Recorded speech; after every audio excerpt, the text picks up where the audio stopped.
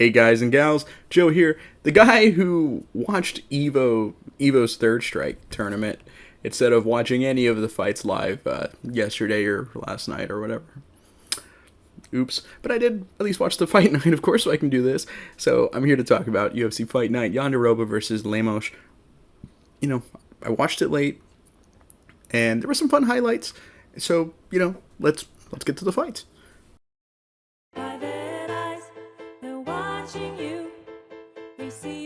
Main event, Strawweight title fight with some implications. Virna Jandiroba versus Amanda Lemos. This division's been suffering a bit in the last couple years, and I'm not putting any blame on anyone. It's just how things happen. Amanda Lemos already fought Weili Zhang, got whooped on, admittingly.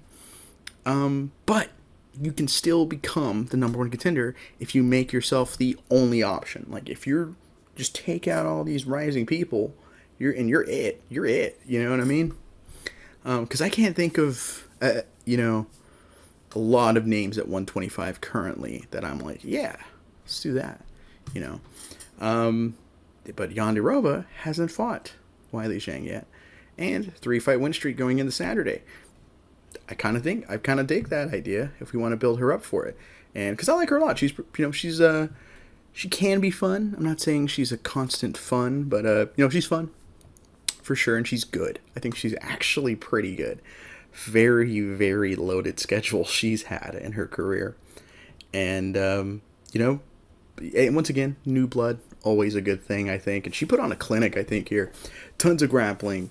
Lemos just felt like she was on the defensive throughout. Second round, there was like a rear naked choke attempt from Jandiroba, and Lemos started to defend well, and when she did, she switched it up, got a really slick armbar. And I see people saying, this is a submission of the year contender. And at the top of my head, I am a little sleepy, so take that into context here. At the top of my head, I can't think of another submission that I like more. So maybe it's the front runner currently. Yeah, I think so. I think that's probably the front runner, because I'm really struggling to think of one. Was Roman Kopylov Fluffy Hernandez this year? That one was good. I like that submission. But yeah, once again, sleepy, admittingly. But this one's slick, really good, and this division just needs help, honestly. I'm not going to go into it too much because I don't want to just sit here and talking about, like, oh, this division sucks, doesn't it? Because this fight card wasn't very good at all. As 2024, spoiler alert, this year has not been great in terms of fights at all. And everybody's like, well, we had UFC 300 and 299 was great too. And the last one wasn't bad. Excuse me.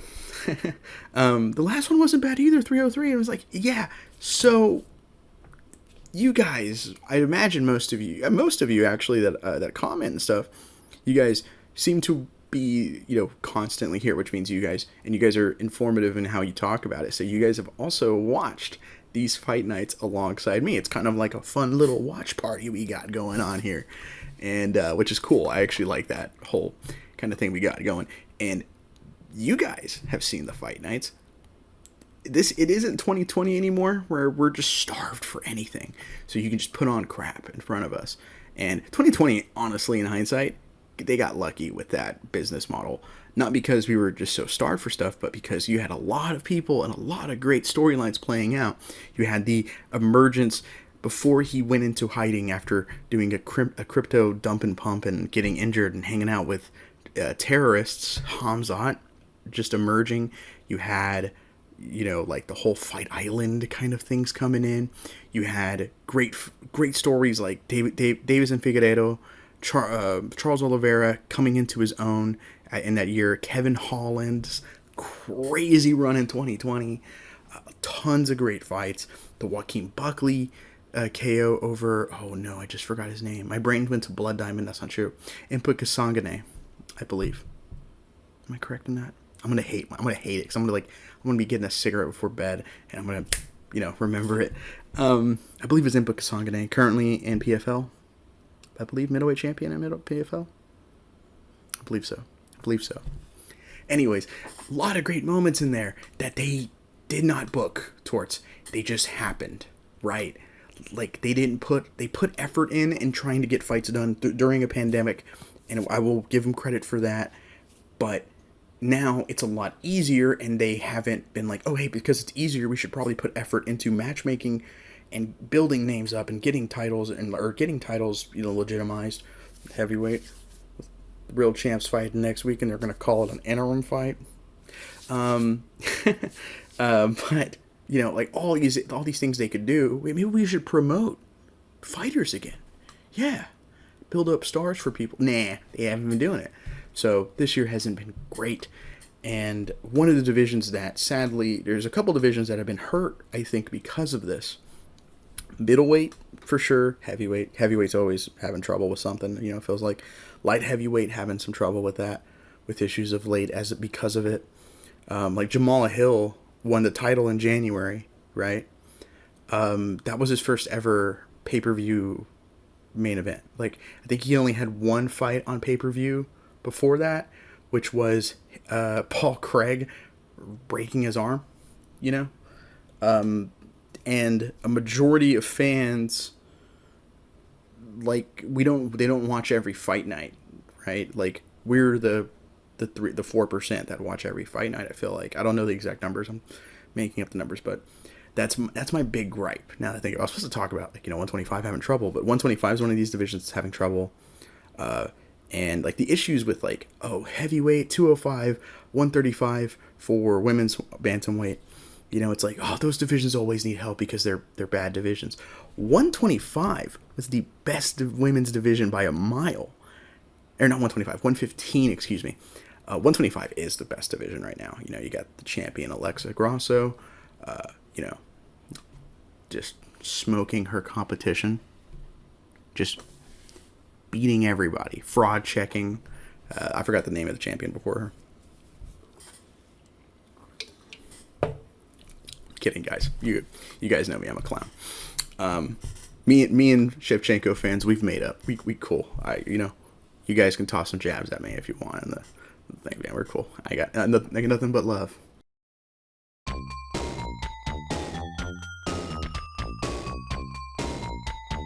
We'll do the co-main event. Steve Garcia. A lot of people probably remember him. He was like 1-2. Look, now he's 4-fight KO streak. He took on Sungwoon Choi. Brief clinch. Garcia came in aggressive. They clinched up. After that, no takedown came. They just kind of exploded. This pace just went wild. Choi went to the legs. Garcia just let him pepper, just let it go with huge, quick punches for a quick finish. Herb Dean steps in. 4 KOs in a row in a division that's good, like featherweight. I think you probably time to maybe give him a Quarantillo. I would have said Bill Algeo, but Bill Algeo fought tonight and lost, actually, funny enough. But Billy Quarantillo is the guy. I mean Quarantillo, but I don't know what it is. Maybe the Hispanic in me always wants to see those two L's together. They go, that's a Y sound, yeah. But yeah, so that's what's I think that's probably a good step up for him. If you really want to give him a big step up, like Sadiq Youssef, who lost earlier this year, if you think he's got legs in the matchmaking department, once again, let me do it. I'll do it for a measly 6 figures a year. Just 6 figures, just $100,000 a year.